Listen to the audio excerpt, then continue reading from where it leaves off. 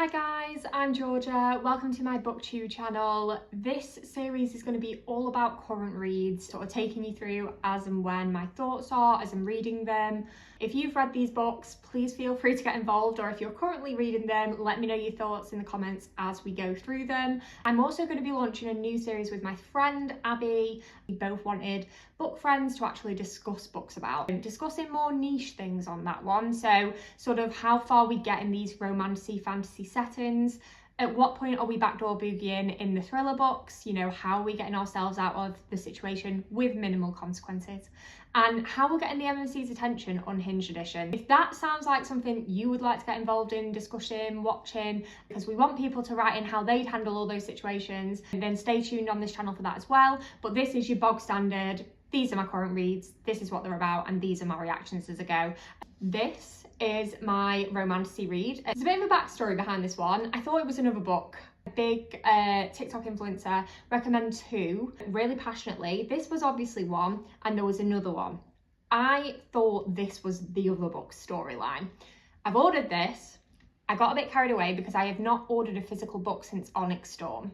I'm very much a Kindle girly because I was made to be by my partner. For good reason. Like, I've read 16 books in January already, so he was like, we can't cope, we're moving house, you need to get a Kindle and save money by doing it. But my new rule is I'm going to buy a physical book if I have to pay for it on my Kindle, and I'm slowly going to grab enough books to justify a bigger bookshelf. So hopefully I can convince him.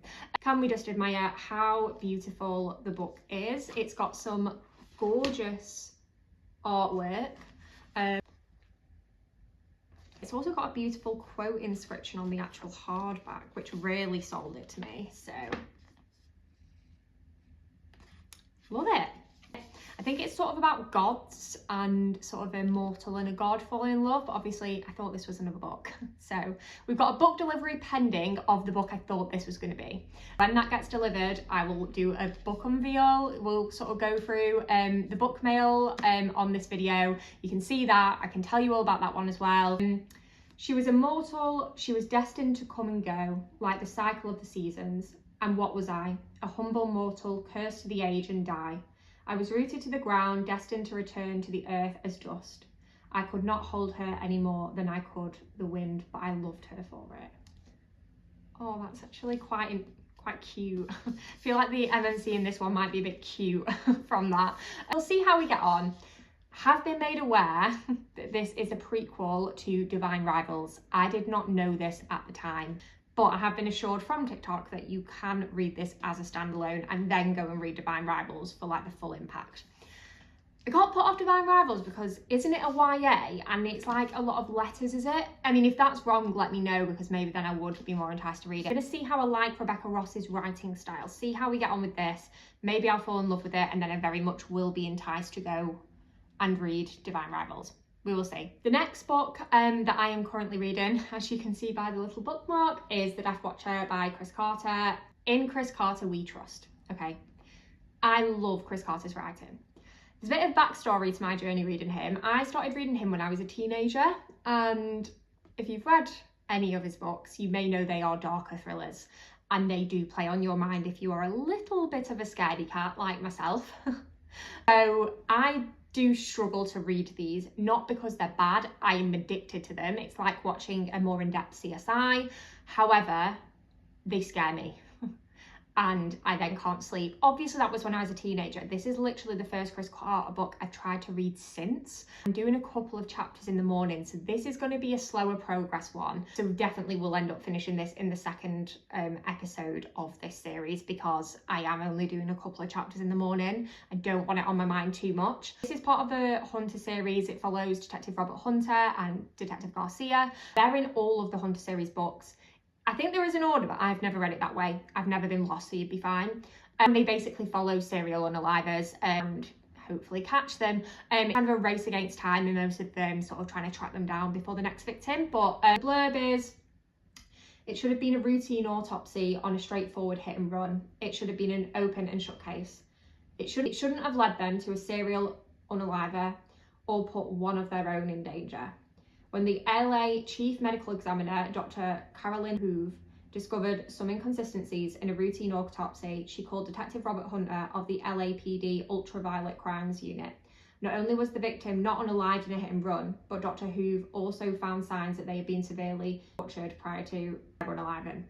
Their investigation led Hunter and his partner, Carlos Garcia, on the trail of a twisted and clever unaliver who hides in plain sight, a serial unaliver no one even knew existed, an unaliver who has always operated under the radar, expertly disguising every gruesome unaliving as an accidental unalive.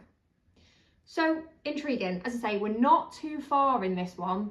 What kind of is going on at the minute is there has been one unaliving that did look like a hit and run. That is sort of where we started. Nothing gets past these guys, okay? They are very good at their job.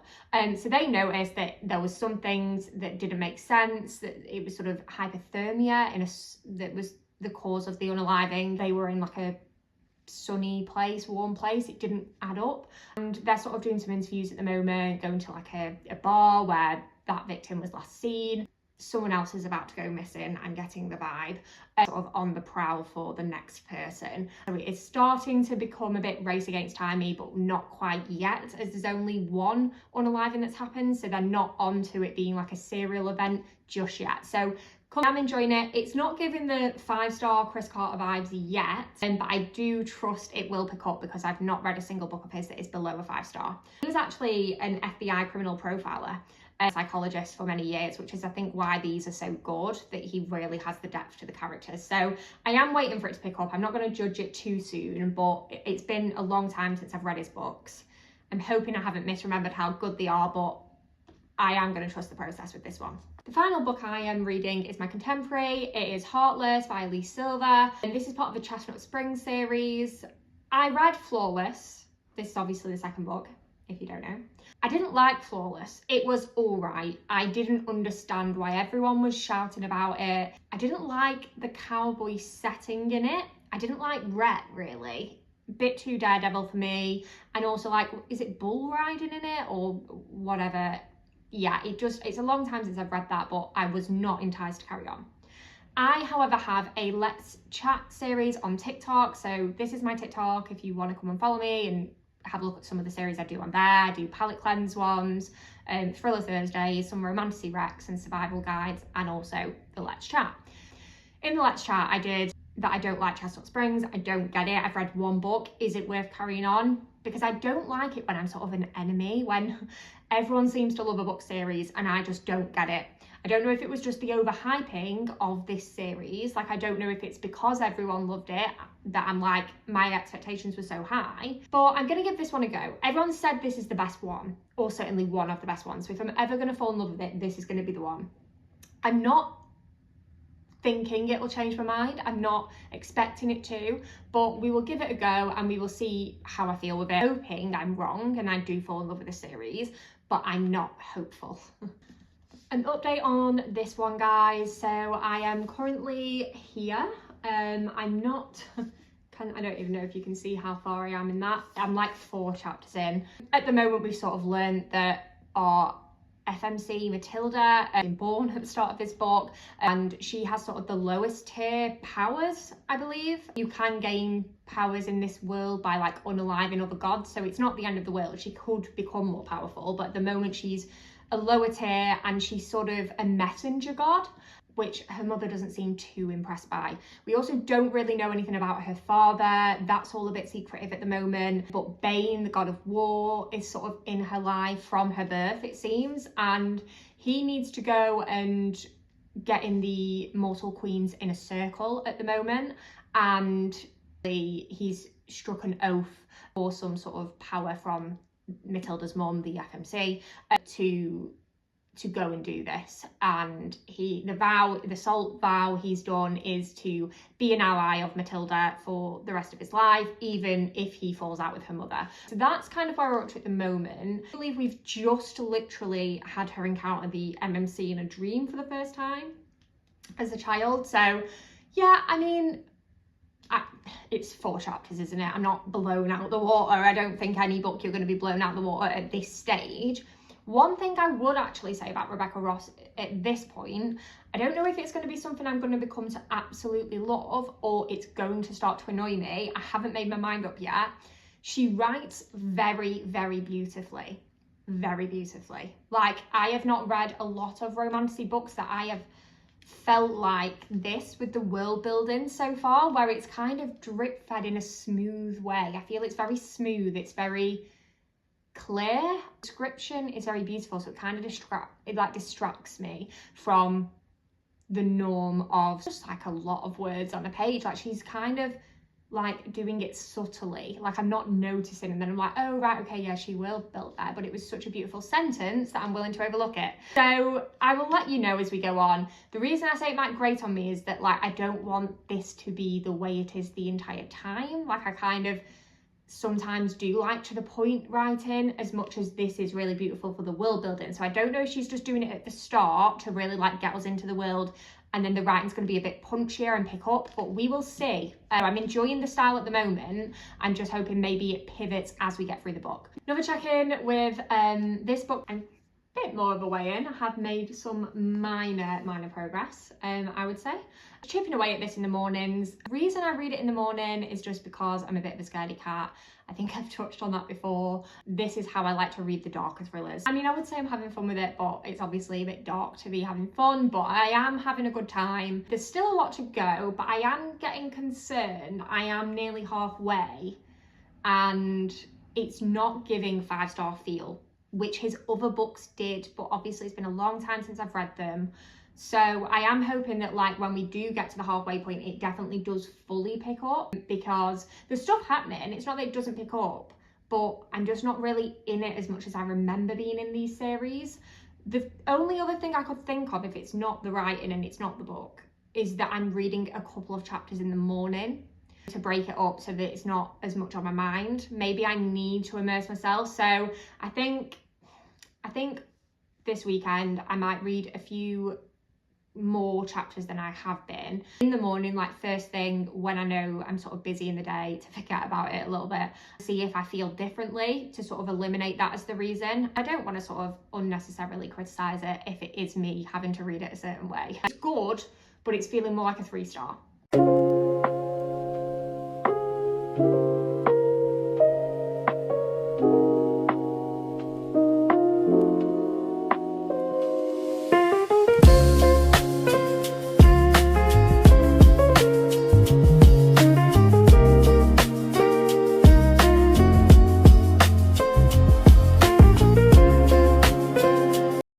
With another update on Wild Reverence. I am now 100 pages in, so we are making some progress. I'm going to try and keep it vague because I obviously don't want people who haven't read it for it to be spoiled for you. Yeah, the writing style's becoming a bit of a problem. What I was scared of, I fear, is now happening. It's got a bit more world buildy, not too much, but there's more and more details, and I find, because I'm so distracted at points by the beauty of the writing and the sentiments, sometimes I'm like going back to previous pages like, wait, how did we get to that bit again, or what's going on with that? Don't know. She's kind of started to do some like messaging and has kind of met the MMC a few times, but yeah, I don't know, like, obviously I'm 100 pages in, it's like a 500 and something page book. We cannot judge a book by 100 pages, but I think the novelty of the beauty of the writing is beginning to wear off, which I'm hoping she like gets a bit pacier, we snap out of it a little bit soon. Normally a really good book, 100 pages I'm in, 150, like, you know, we're pushing it then. I just really hope it's not one of them where it takes like half the book for me to really fall in love with it, because as much as I will still love it if that is the case, it's a long slog to get to 250 odd pages and not love it. The point that I didn't realise, that going back to physical books has made me realise, is I am a lot quicker reading on the Kindle than I am in a physical book. I think half of it's a lighting thing, and I think half of it is just, I don't know, I'm just very accustomed to the Kindle style, so I'm reading this a lot slower, but also because there's so much beautiful description and things, I sometimes think we don't need to say that much to say what we're trying to say. Her and the MMC at the minute, it's all a bit weird, like what's going on. So obviously I don't have the context of Divine Rivals to kind of show me what way that's going to go in. So look, we'll see. We have got a long way to go. I'm not going to judge it too soon. I was quite happy to put it down. I told myself just, you know, just get to 100 pages. I'm quite happy to have done that. This is not, at the moment, like doing a lot for me. And I'm still waiting on my book delivery of the other book that I thought I'd ordered and realised that it was a different story when this came. So when that arrives, I'll also let you know, and I can sort of describe what I think that one's about. And then once I do manage to finish this, hoping it won't be a DNF, so we will see, then I will be reading that one. So I will keep you updated, but 100 pages in, not feeling too optimistic. The novelty of the writing has very much worn off now.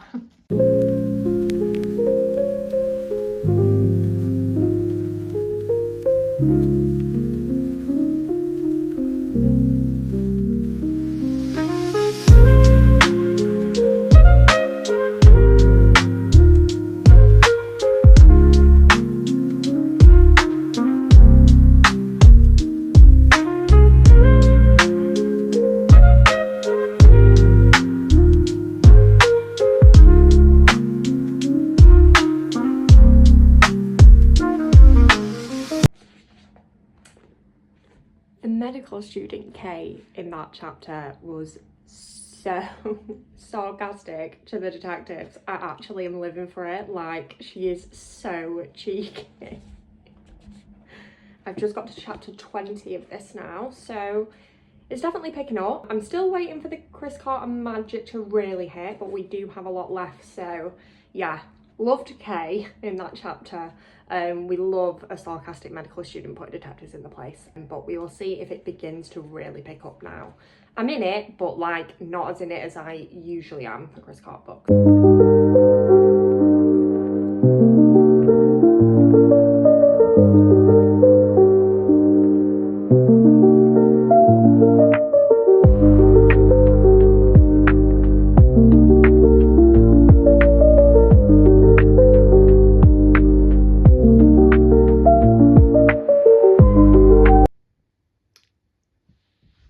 Where did that come from, Kate? Like, he has been so like anti-flirt, rein it in, Mr. Sensible this whole time. Like, we're on 28% and he is like shrugged off everything.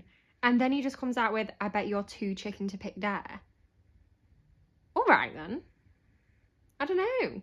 Maybe I'm beginning to want Cade, feel him a little bit more. I'm like, you don't have to keep explaining yourself. Like, I'm on your side. I get it. We all get it. He just needs to get his flirt on now. Like, he needs to step his game up. She's done enough as far as I'm concerned. Like, kind of like how she is pushing him out of his like comfort zone and his boundaries, and like helping him kind of find a bit of an inner fun side. But like, she's also being respectful and soft to like, clearly there's some like deeper issues going on with him. So on Cade, just give the people what they want. Just get your flirt on. He's warming up.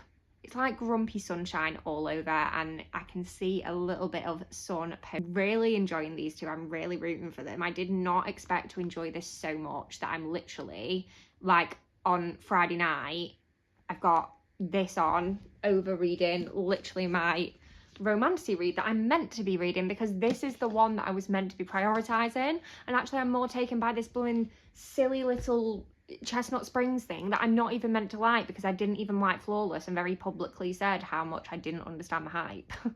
And now I get it and I'm in.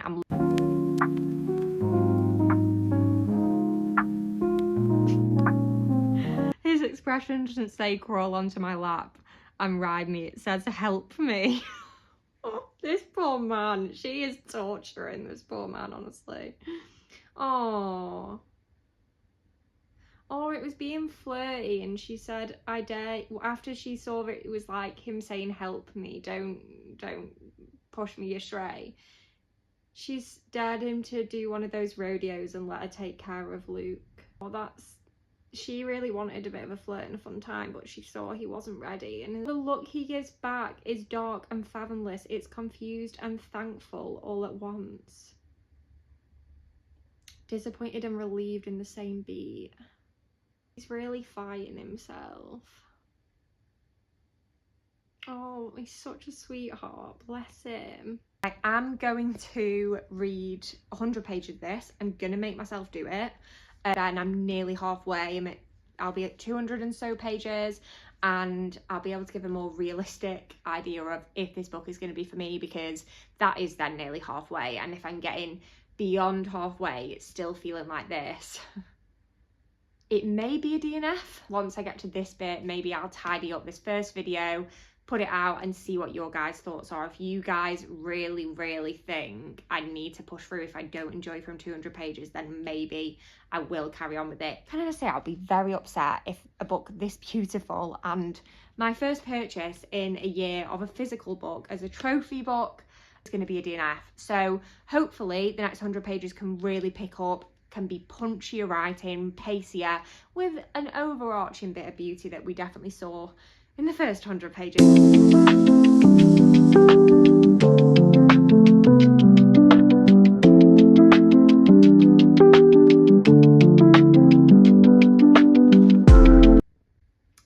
not gonna lie, Babe doesn't seem very helpful. He just kind of seems like he wants to get rid of her. I expected a little bit more protection than just, you need to go. That is disappointing, and I can feel her disappointment in it as well.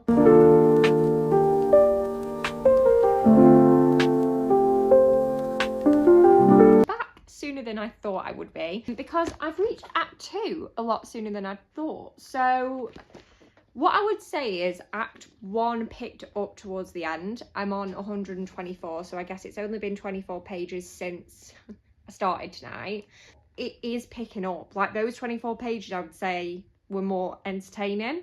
I'm hoping that we kind of stay on this train now, and that the writing becomes a bit more pacey. It has a little bit. I'm hopeful that now Act 1 is out the way, Act 2 will pick up substantially, because I'm not sort of feeling I'm forcing myself to read it as much.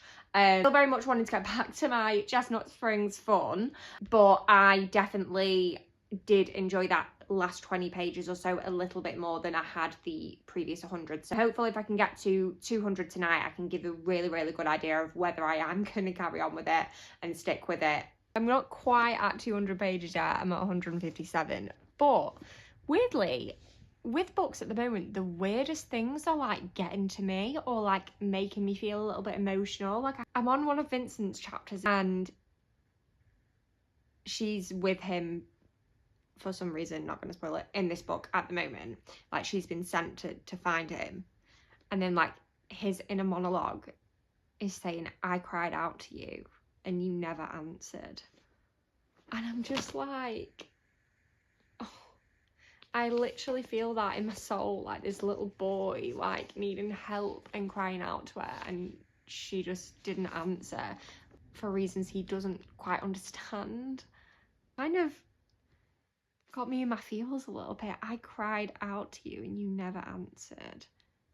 I have a horrible feeling this book is going to ruin me. I am a bit scared for the feels that are going to come out of this book if that line has started to stir things. Don't know what's going on with me at the moment, because I'm really not an emotional reader, but there's been so many times recently where I'm saying I'm not an emotional reader, but this is getting me in my feels, and I'm like, maybe it's changing. Hopefully I survive the next 40 pages without getting in my feels or crying again. It's very weird though, like it's very on and off. Like, I'll have moments I'm really in it and I'm like, yes, and then there's moments I'm like, I'm just getting to the next page. So it's a bit of an, it's a bit hit and missy.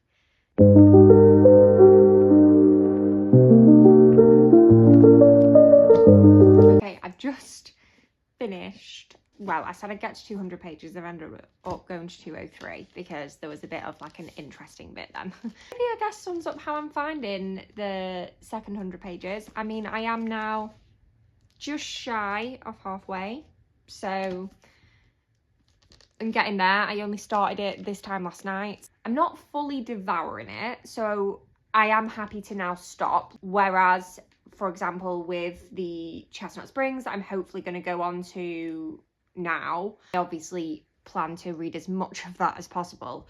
So it's not that I'm not enjoying it, there's just something interesting that's come up in it that has grabbed my attention. So I very much am looking forward to seeing how that plays out. I do think the romance is now stepping up And I think that's why it's very much more intrigued me. I think up until now, it has been very much about the plot. I think it's been a situation building, and we needed to understand the MMC's feelings, the FMC's feelings, where the disconnect had been, and how we have ended up where we have ended up, which I think has played out really nicely. Nice is good, but I'm hoping it gets a bit more exciting. I was just getting pulled into something there, and then it slowed a bit, and I think that's an accurate way to describe how I currently feel about the pacing of the book. So it goes, picks up, and then it slows a little bit, and we lose a bit of the momentum we've gathered. I don't know if it's a strategic thing because we are only there in the book, and obviously there's a lot to go. See how that plays out. I will keep you updated.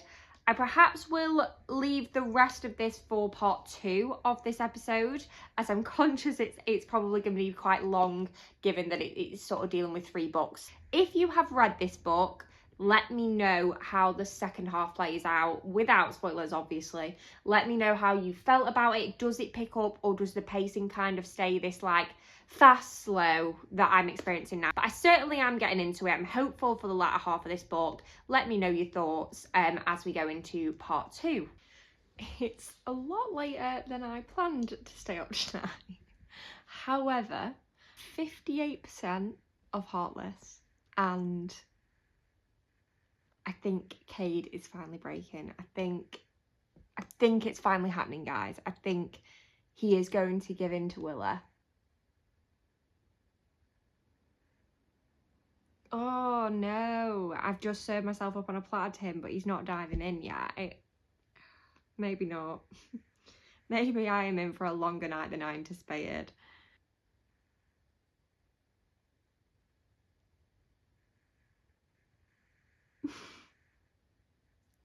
Yeah. Yeah, he's giving in. It's fine.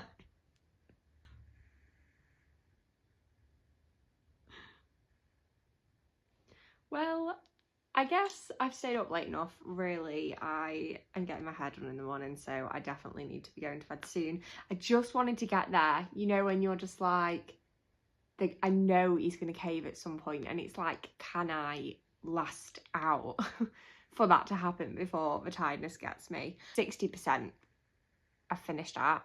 I think this is a nice way to sort of tie up part 1, really, because I've got 60% in Heartless. Stay tuned. I think I'm going to end up devouring this tomorrow at my hair appointment because it's easier to take a Kindle anyway. 40% in a 3-hour hair appointment is getting demolished, realistically. If you want to send me your contemporary romance recommendations in the comments, I have been massively on the sport romance, contemporary romance vibe. I look for quick bingeable ones. Obviously a lot of them are in series, so I've read odd ones from certain series. I'm tempted to just carry on with this, but then I think I get fatigued if I do that. So yeah, send me your contemporary romance recs in the comments. Please help me out and recommend me some. But yeah, I hope you've enjoyed this. It's certainly been an experience making my first one. Thanks for watching. I hope you've enjoyed it, and yeah, join in for part 2.